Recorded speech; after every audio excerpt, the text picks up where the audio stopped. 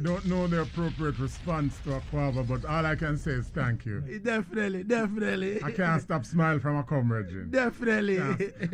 I had a bit of trepidation at first. All right. Because I've heard about a lot of my family who have come and cried, some passed out, some had, issues. And I'm wondering what would happen to me when I touched down.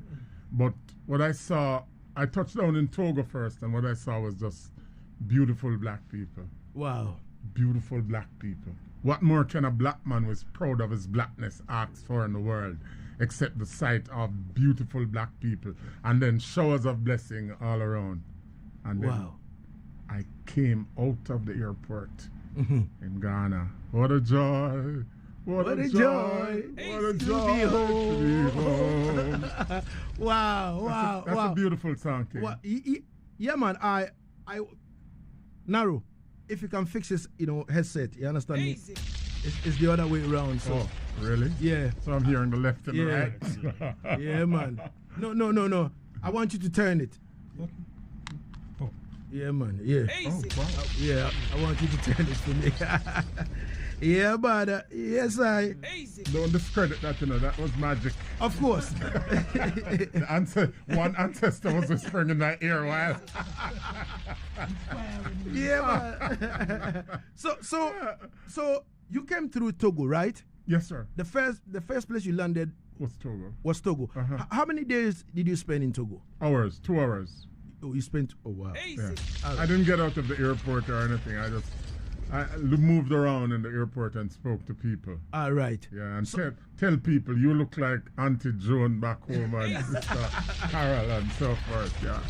Before we talk about your growing up in Jamaica and all that, before moving from Jamaica to the U.S., now you are a man who has been preaching about Back to Africa movement for years. All my life. All your life. Yeah. And then people followed your inspiration. You understand me? Repatriated to Africa and all that. So, what for so long?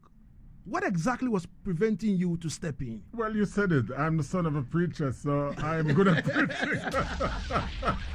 I was preaching. We needed someone there to preach and to convince people to come. Yeah. My sister, who is at church right now, son of a preacher, daughter of a preacher, she'd be laughing because she said, "You're the first person I ever hear talk about Africa, and I've been to Africa 10 times and you've never been." I can't leave out my brother Campbell over there. Arnold Campbell happens to be the money man and my manager. So we have to shed a little. He's shy of the mic and the camera, but we want to put a little focus on him because without the money man, nothing can go on, you understand? So, I want to welcome Brother Campbell, who came all the way with us, and we'll be going other places too. So what a joy, what an absolute joy to be home. I just want to say thank you to the people I've met so far, the people in the market especially, and the people at the Art Center, to Ras Mubarak, the general, the visionary, the artist representative, the artist promoter, the journalist, the politician, but more than ever, a human being with a vision to do something meaningful for a unified Africa. And I'm proud to call him my brother and friend.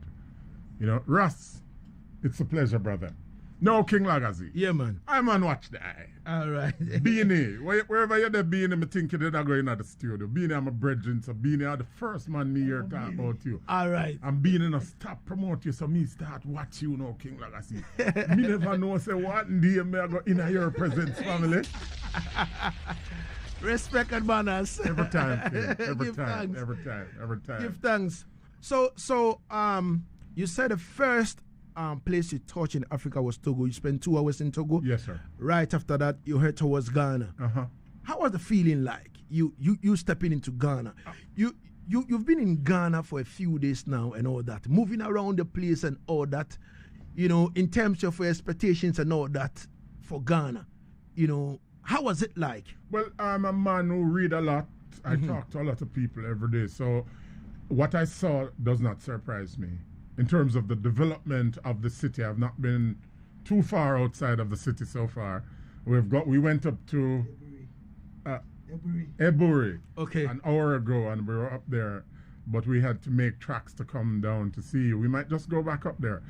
What I've seen is not outside of the scope of my expectation. I expect the best from Africa.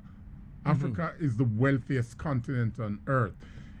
It gave the world everything, including people. Every person in every corner of this world has ancestors who came from Africa. No matter if they try to hate, part of it is the feeling that, oh, we're better than our ancestors. You cannot be better than your ancestors. Learn that. And that is why I'm a preacher, I'm a poet, and I'm here to tell you that Africa first. And no matter where you are in the world, you are African. Ghana for me has been one big welcome. In the past few days that I'm here, I can't say it enough. Wow. The love, the joy of you. Hey, Rasta! Oh, I love your beard. Yeah, people start to talk to me in African, in whatever language. Yeah. And I'm going, I'm ashamed. I don't know what to Yeah, man. Wow. But it's a joy. What a joy to be here, yeah. All right. I would like to know from you, because when you step into Africa now, we have 54 countries in Africa. And I would like to know the main reason why you chose, to come to Ghana, like making Ghana your first destination. Ghana as the black star of Africa has always meant something to me. Kwame Nkrumah has meant something to me.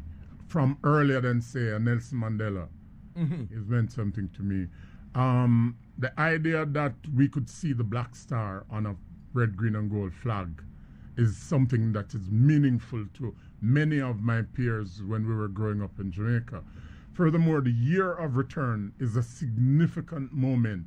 When you ask, why didn't I come before? Maybe we weren't being welcomed in that manner before, but at that particular moment, something clicked.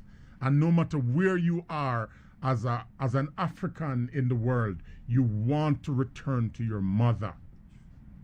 You want to reunite yourself with that umbilical cord that nourished you when you were in the womb. You want to return to the mother's milk of the motherland. And so I think this is the most appropriate time for me to come here and be here. It is an exploratory visit. My sister is building a house here. My brethren, Isa Shabaka, has been here for 20 years. Shabaka? Yes, has been here for 20 years. And many other people. So it's an exploratory visit, but it's also my first stop in the motherland. It is my first touch of mama. Said. It's a beautiful thing. Definitely. All right, so let's talk about your growing up in Jamaica. How was it like being the son of a pastor? There's privilege, and there's pressure. All right. Huge pressure. Social pressures I see. are on you. There's a privilege of being the son of a pastor, where doors are open for you because that's Pastor Coburn's son, and so forth. But there's a pressure that if you're walking with a group of boys or girls and they break a bottle, you are blamed for it. You should know better. You had nothing to do with it, but you're in a group of people. They'd say, show me your company, and I'll tell you who you are. But it was a beautiful experience growing up. It was the 60s into the 1970s, and seeing the birth of ska, reggae, rocksteady reggae music, dub poetry with people like Okunura, Gene Breeze, Linton Kwesi Johnson, Mikey Smith, a personal brethren of mine. I was lucky enough also, you didn't ask, but I'm volunteering to be stage manager for Uko Onura's AK7 band way back in the day. So if you have not had Uko on your program here, you gotta get Uko, bro. You gotta get him here, yeah? Definitely. Yeah, man, as a godfather. As I have you now, I know that there'll be a straight link to him as well. Excuse me? It's done. That's it. It's done. This is what I'm talking about. It's done. It's done. Yeah. I heard you mention earlier that not many people are into poetry these days, or seem to be into poetry. Yeah. When people get into trouble, most people pray, and then other people go and write. Definitely. They write their feelings down in a journal, they write it down, and they attempt to write poetry. Poetry is the first building block of songs, but without musical accompaniment, it's difficult to get people to go along with the poetry unless it is the poetry of the people, unless it is relevant to what they're hearing and feeling at the moment. So this is the challenge the poet face, how to get people to become attuned to his or her words and to get it to mean something. It is mostly has been to a large extent a contemplative medium where someone hears it and they go sit down and says, oh, he said that. Oh, you know, it means something. If you put some music to it now, they start clapping first and then rocking and dancing to it. So it's the first building block of the song. All right. And a lot of poets start with the words, and then someone comes along. Mr. Campbell is promising to put me in the studio next to have me record an album. I've been reluctant because I'm a word man. I'm a book and pencil and paper man. Yeah. But he says that's the way to go, so that's the way we'll go. Exclusive! All right. So it means that from the pen and pencil, right now you step into the studio to add a voice to it. Yes, sir. Wow. Yes, sir. Yes, sir. It's a movement. Wow. So, but I was kind of wondering that as a little child, at about age 10, writing an essay in class and ending a fortune of 2 shillings and 6 pence at that particular age, age 10, you know, and I was kind of wondering that, what kind of person are you? Because, you know, it's kind of unbelievable. Well, when you have a pastor for a father, you are by extension a public figure. So one of my earliest memories is seeing a little boy who couldn't have been more than 10 years old running around a pulpit and preaching. My dad was a man who didn't use a microphone. He said, open your mouth. He didn't prepare sermons either. He said, open your mouth and I'll fill it with words. So if you grew up in that kind of environment, you are immediately attracted to the power of the spoken word to move a crowd, to move individuals from thought to a contemplative state and then to action. So it started early. I happened to fall in love with reading. I don't know how or why. I fell in love with reading at that age.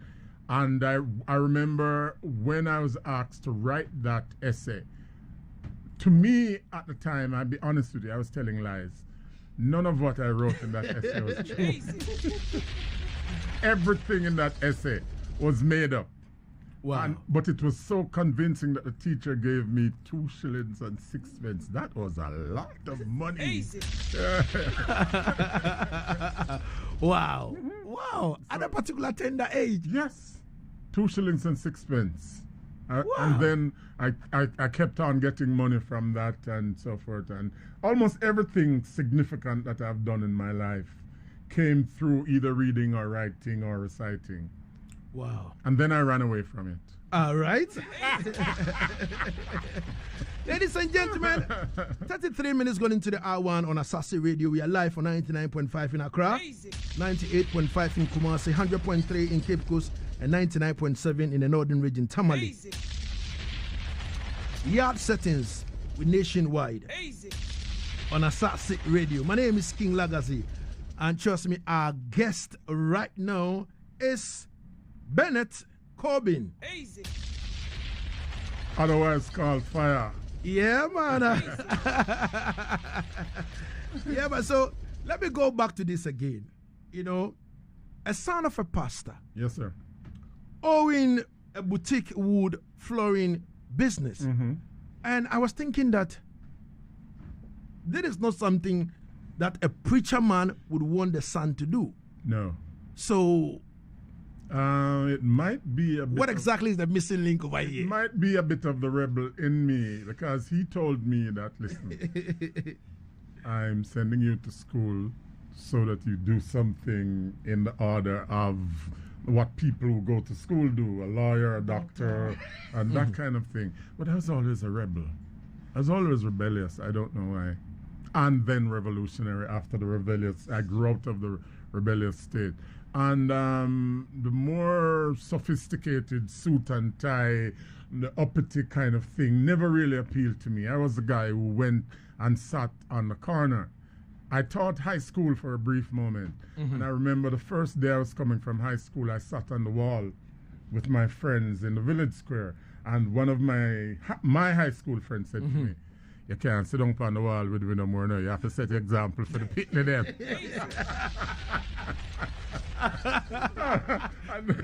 That was alien to my nature because I was never able to make that distinction. All right. Arnold Campbell and I were in the market the other day, and we were talking to the women who had the baskets on their head, who had what we call the pudding pan, the metal cans on their head. And then there were two sisters sitting off to the side, and they were seeming to laugh at us. That was when our friend told us, "Listen, not many people speak to the market women with terms of endearment the way you're doing it." Right. But we were fascinated. It is what is often derisively referred to as the common people. All right. Who interest me. All right. And those are the people I write for. Those are the people I talk for. Those are the people on whose behalf I act in trying to help to create a better village, a better community, a better country, a better world, a better Africa. All right. I let me take it from this particular direction in terms of what you just said. But before then, an elder Rastaman, Ras Aswad in Krabia, he's a repatriated elder Rastaman. He said, "Welcome to Ghana, my lord. Give thanks to be on the soil." You understand me? And he said, "It's almost 40 years I have not seen the eye." It's true. Akwaba. Coming from Ras Aswad, Marvin Palmer. The last time I saw him was at art school. And we attempted to launch a journal. I don't remember what we called it, where it could have been Kumba, and he would have been the artistic director of that. So, Ras, I'll be seeing you pretty soon. The connection is still strong, the love is still strong, and the work is being done anyway. And I've been hearing nothing but good things about you, particularly in the market and the art center. People have just been coming up to me and telling me, "Oh, you know, Ras Aswad." "Yeah, man, I know him and thing." I didn't tell them that I knew you, though. I just wanted to hear what they had to say about you. All right. So, Jay Sharp says, "So proud of you, my family. Keep using words to inspire and impact the world. Thank you. Love you. Cheers." Thank you. What a joy to be here. What a pleasure. All right. It is to be here. Let's talk about, your poems now. How did you take an interest in poetry? Especially you coming from Jamaica, where, most especially, majority, 99.9% of the people are musicians. But you chose the other way, to be a lover of poetry. Well, I didn't choose poetry. I think poetry chose me. All right. Yeah. All right. It's that way. But more than anything, it's literature that got me. Okay. At an early age, as I said before, I've been reading, and I've read, Things Fall Apart. I've read Ngugi wa Thiong'o. When I came across From the Barrel of My Pen in the bookstore in the 1970s, I took it from the literature section and took it to the engineering section and hid it. I never stole books, but I was good at hiding books that I wanted to read in case. So I had to accumulate the money to buy them, right? Definitely. So I take it from the literature section to the engineering section and hide it, and then come back for 2 weeks and buy it. I was lucky enough to meet Ngugi wa Thiong'o. When I started reading him, he was John Ngugi, I think, or James Ngugi in those days. And that's the only groupie moment I had in my life. I shook his hands about 10 times, and I said, I just want to feel the hands of greatness. So again, Mama Africa. East, West, North, South, Mama Africa. But I love literature. I love arts in general. Whatever art, sculpture, painting, fashion, you name it. But the most part of it is the literary part of it. There's something about words that has me transfixed, and I try to pass on the love of words to the people I encounter on a daily basis. Wow. Easy. Ladies and gentlemen, 39 gone into the hour, and we should be able to wrap this up as early as quick and then jump into the other section. But in the meantime, looking into your book right now, I see a beautiful, lady on the cover. Mm-hmm. You understand me? Mm-hmm. And I am kind of wondering, like what sort of things you write about in terms of, poetry. Wow. Beauty. What kind of things I write about? Yeah. I write about everything. I write about the things that interest me. Mm-hmm. This book that we're talking about, Sorbet and Sweet Potato Pudding, it's called. And this book came about as a result of me just writing. Mm-hmm. And this is not the book I wanted or I planned to produce. I plan to produce another book, something more philosophical. I think it was called The Inner Side of the Outer Door. That's what I was working on. All right. And one day, the famed Okonura and I were downtown Kingston, and we saw some women on the sidewalk, and they were wearing hoodies in the hot sun in Kingston. And I'm curious. I love to talk to people. My friends don't like to go out with me because I'm always stopping to talk to people, and they have to be calling me. And I was talking to these girls. I wanted to find out, number one, why they were wearing hoodies. So one said to me, "We are bleacher." And I said, "Really? Then why do you have to bleach? You're so beautiful.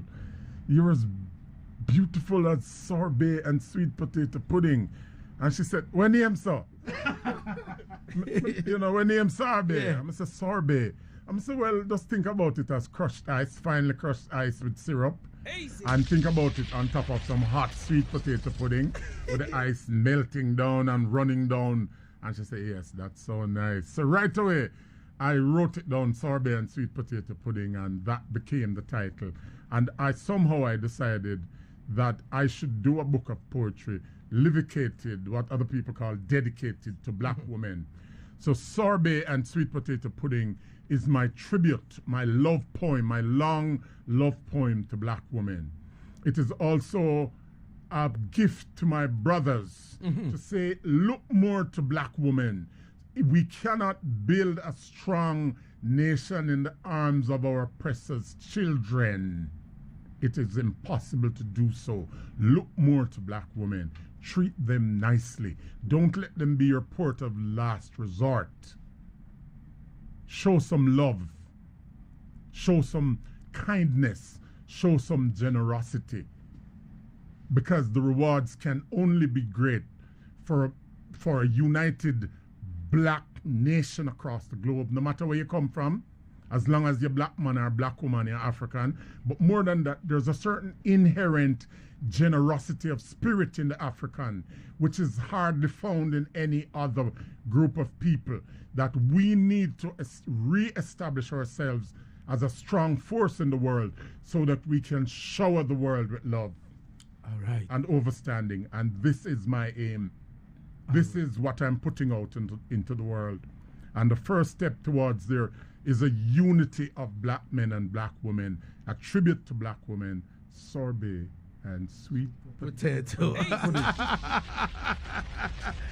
All right, so Jerry Eli Chichidudu from the Volta region, Hohoi, says, "Greetings, King. Please, me want the poem. Is the book available online?" It's available exclusively from me at the moment, BurnettCoburn.com. All right. Or also my phone number. May I give my phone number? Yeah. It's okay? Yeah. It's 917-754-9680. All right. But if anyone is listening, we're looking for a publisher in Ghana. Yeah. We'd like Ghana to be our base to the rest of Mama Africa. So if anyone is listening who is interested, Volume 2 of Sorbet and Sweet Potato Pudding is ready, and it's even more attractive than the first volume. It's even more beautiful. The women we have chosen for this section and the men we have chosen are the finest specimen that Africa has to offer. Women men and babies for the second, because it's a step from the woman to the man and the woman, and then man, woman, and child. So we're building in the process. Wherever you want us, you call. Mr. Campbell is a frequent flyer. He'll hook it up, and we'll go wherever you want to go. So that's my quiet manager in the corner of the room right here, ladies and gentlemen. All right, all right. So, Jerry, you don't hear it already. You understand me? Yeah, man. Coming from Kelly Axe Bots, you know, he said, great works, King Laga. Big up to the elder, you know, library, Burnett Coburn. Thank you. Thank you. Enough respect. Yeah, man. Donald Minot says, teach them, Burnett Coburn. That's my brother, Don Minot, the singer, man. One of the soldiers. I don't know if you've had Don Minot on your program either, King. But the floodgates are opening now, man. Of course. Yo, may have whole heap of people on the live, you know. Whole heap of people may have on the live. You understand me? And we give thanks for all the messages and all that. Before I wrap it up with you, let me go to Ras Mubarak and do this quick and fast. Easy. In terms of the legalization of the herb, what, you know, we heard a couple of days ago from Parliament and all that, I would like to find out from Ras Mubarak, you know, you being a former MP of Kumbugu, you understand me? You know the law and all that, you understand me? And reggae people are proud to have such a man, you know, representing, you know, I in that particular space. You understand me? I would like to find out from you, what exactly did the law says? Because from some of the WhatsApp groups I am in, look like people are blind. And people, you know, have taken this on another tangent, which I believe is not supposed to be so. So, Mubarak, tell me, what exactly does the law says? So, first of all, let me salute my brother Burnett. Yeah. And brother Campbell. All right. Burnett and I go way back. Yes, and we've been talking about returning to Africa for many, many years. The last time I saw him was in New York in 2014, I think. You know, so I'm so glad that finally he's made that giant step of coming home to Africa, and we are so glad to receive him. And we use this opportunity to encourage all brothers and sisters, you know, to come back home to Africa. Definitely. Africa is calling. Definitely. Now, I second that, yes, indeed. You know, in respect of your question, I'm proud to tell you that the section in the Narcotics Control Act is my baby, is the baby of my brethren Etubonde, James Agalga, and a few of us who thought that the time had come for a country such as Ghana with its arable land, you know, to begin the processes of decriminalization of cannabis, you know, so that we can get the full benefits thereof. You know, so in the year 2020, we passed the law. All right. I was in Parliament, and it was an exciting thing. We thought that we were going to begin planting our stuff and earning an income. Unfortunately, somebody went to the Supreme Court, and as you know the story, the Supreme Court delayed the process of actualizing the full benefits of the decriminalization process. But long story short, it came back to Parliament. Kudos to the Minister for Interior and the government, because for a bill to come to Parliament, it first has to be discussed at cabinet level. Definitely. You know, so the entire government, you know, believes in the seeds that we sowed. All right. You know, and this law gives everyone who is interested in cultivating cannabis for industrial and medicinal purpose to not recreational. All right. To that. All right. To acquire license. All right. From the Ministry of Interior, who would grant them license, and they'll be cultivating cannabis with 0.3% THC. So it means if you even go and do a 0.5 or 1% THC, you're falling foul of the law. Definitely. We were very careful in focusing on industrial cannabis. Definitely. Because look, there are so many graduates, young people, able-bodied, who should be working, who have finished school and don't have the opportunity of having a job. Definitely. All of these people could be given a leg in the door, if more and more factories are established. Imagine a cannabis factory that makes paper, or that makes oil, or that makes deodorant, or Definitely. shampoo. They would employ watchmen or security officers. Of course. They would employ drivers. They would employ administrators, HR staff, accountants, etc. They would employ, the technical people, the chemists who would be in the laboratory, to mix up things, to turn it into whatever finished product. They would even employ marketers and, salespeople. So there's a long chain of benefits that a country like Ghana and other parts of the world, we hope that other parts of Africa would learn from Ghana, can accrue from the decriminalization process. Already, there are industrial cannabis products in the market. I mean, go to any hairdresser salon, you would see products like Kuza. Yeah. Our sisters and wives and mothers use it. Yeah, definitely. So if we're importing all of these things into our country, definitely, we might as well make them here so that we can create jobs for the youth them. So that was the vision. Okay. And if you look at medicinal cannabis, there are all the eye drops that are in the system, in many pharmacies up and down the country. Definitely. So we are not doing something exclusively new, except that we are saying, in view of the fact that our economy is where it is, in view of the fact that we need more resources to build schools, to build hospitals, to build roads, we need to get the youth them off the streets. Definitely. So we must think industrial instead of recreation. This is not a time for African youth to be having fun. This is a time for African youth to build. Definitely. And one of the things that we can learn from our oppressors is that they think generationally. So somebody from Europe would not think exclusively of himself, but he'll be thinking about legacy, something that his children's children can come and benefit from.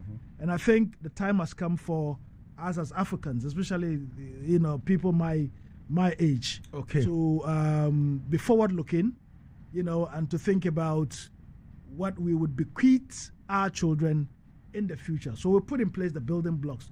Tomorrow they'll be singing our praise if we do it right. Today, everywhere you go around the world, people are talking about Nkrumah.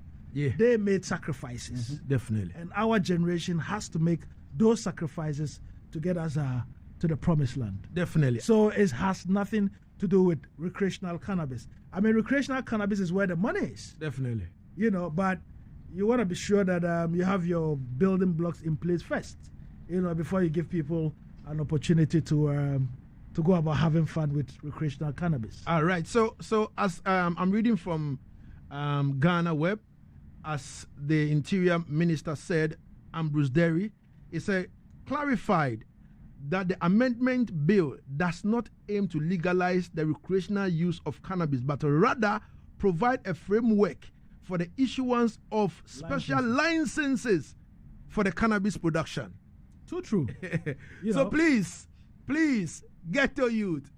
What I'm seeing in some WhatsApp groups and all that, please, I don't like it. Please, don't let the law hold you. Even, there are punishments as well for those who decide to do the wrong thing. You could be looking at, a term imprisonment. We don't want to lock up our kids. We don't want the children, young people ending up in prison when they could be productive. So let's be respecters of the law. And in due season, every other thing shall be added unto us. But for now, the focus has to be, and this is the time that all of those young people who have finished school and are not doing anything, this is the time for them to be creative. They can even come together, form cooperatives, get an acre or 2 or 10 or 20 or 30 somewhere, start, planting, turning the soil around, because there's money in it. Definitely. And I believe it would serve as huge empowerment for our people. I mean, back in the day when, people used to make a lot of money from oil, in places like the United States of America. It became a huge thing for families and for individuals who started it earlier, and so if you're a young man listening, an opportunity beckons for you to grab this one, and I believe Lagazee will be looking for some 100 acres in Volta region and calling me to get some investors to put in some money. You don't see it. We must. Look, if we really want to make changes, if we want to make Africa what it is, then we've got to move away from the dependency syndrome. We depend so much on the West to take care of the things that we can take care of ourselves. Africa is blessed with natural resources and with the human resources, to create an enabling environment to build Africa. And we can do this, hand in hand with our brothers and sisters from the diaspora. One of the fascinating things that Nkrumah did that we have refused to follow suit is to tap into the expertise of our brothers and sisters from the diaspora. So he had people like Pat Moore who were behind the scenes, helping him do things. Definitely. There are many Ghanaians and other nationals of African descent who live in the West, who've got some expertise, who can help us build the country. All right. We mustn't make the building of Africa an exclusive preserve of Africans in Africa. But let's bring them home. But is it easy to get license?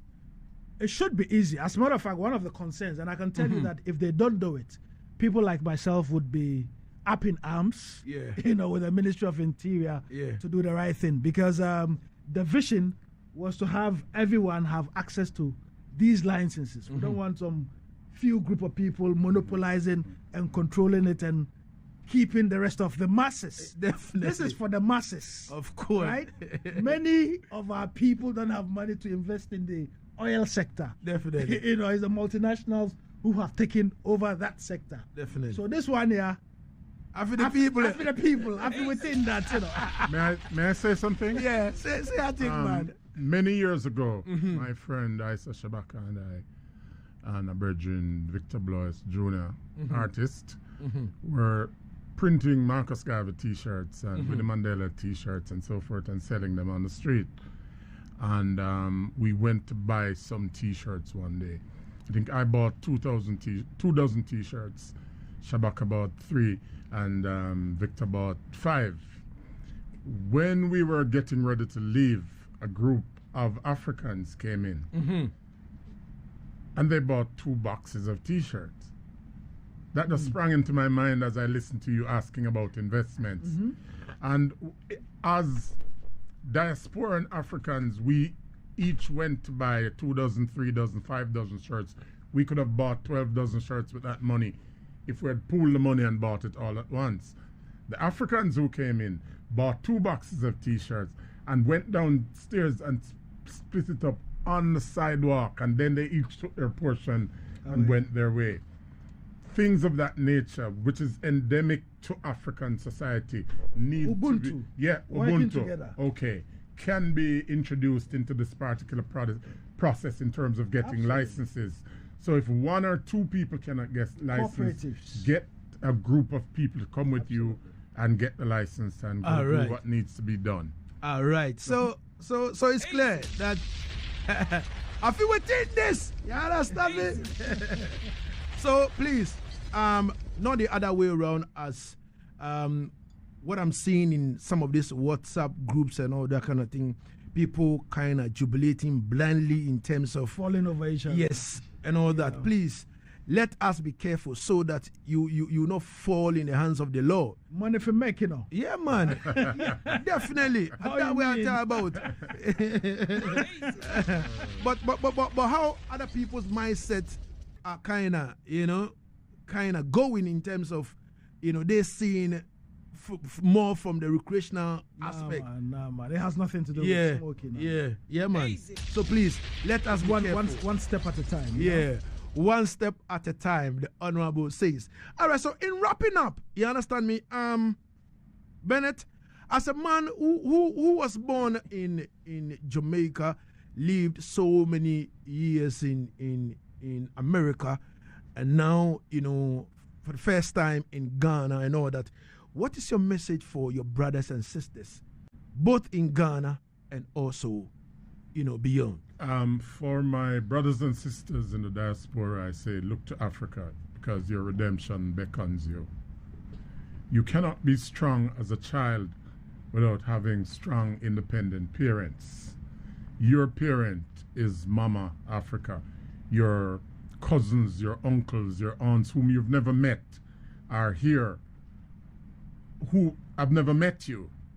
They want to meet you. Come with an open mind. Do not come with a Western idea that it should be one way or the other. Come and look at what is here. Learn. Ask permission to contribute, and then you put your 2 cents in. If it's not readily accepted, be mindful of the traditions that are here and have been here for 5,000, 6,000, 10,000 years. You are just coming. For the brothers and sisters on the continent, you need to know that your brothers and sisters are, by the millions, are out there in the world who love you, who want to come home to you, who want to be welcomed, who want to be embraced by you. They do not want to be ripped off. They do not want to be seen as food to be eaten. They want to be loved and nourished. They are where the money is. They are where a lot of the technology is, and a lot of them are qualified, and they want to come home to Mama Africa to serve. Get to know us as we get to know you, and facilitate that coming together, because when the diaspora unites with the continent, nothing can stop we. For real. Definitely. Easy. Nothing can stop we. Yo, man, has some respect, man. Easy. Burnett, give thanks for coming through. Ras Mubarak, before we check out finally, Jerry Chichidudu says, I want to say a massive respect to the Honorable for the initiation and also the education. One cocoa full basket. Yes. We will get one cocoa full. Yeah, man. You know, he said we will get recreational when the time tells. All right. Joel Bright says, Lagazee, we will want to start tilling the soil. Easy. And then Maria Bano says, wise said. Easy. All right, we give thanks. We're going for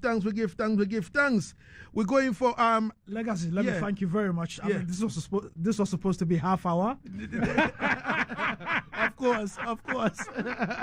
We've done over an hour, I believe. Definitely. So I want to thank you very much for your generosity, respect, for accepting to invite Burnett. At very short notice. Yes. Definitely. You know, one love every time. Man. Keep up the good work. What other welcome could I imagine? I didn't even imagine that this would happen. I've been watching Lagazee as a fan and going, I'm going to wait. I mean, sometimes I wonder if I'm not Kilimanjaro and broke fan. You know what I mean? Yeah. And then to come sit down with the man in the studio, I said, brother, may I come back and spend a whole day with the island? Of course. Give thanks for the item coming. I'm going to jump the gun by, I don't know, a year, 2 years. Remember, we're going into the studio, and when it dropped, King Lagazee, I get the exclusive. Stuff, all right. Yeah, you don't hear it already, man. You understand? Because Asaase Radio, we are nationwide. We are nationwide, so when we play it, everyone hears it. We give thanks and praise. We're going for a quick commercial break. When we come forward, we sit one-on-one with Azza Lineage.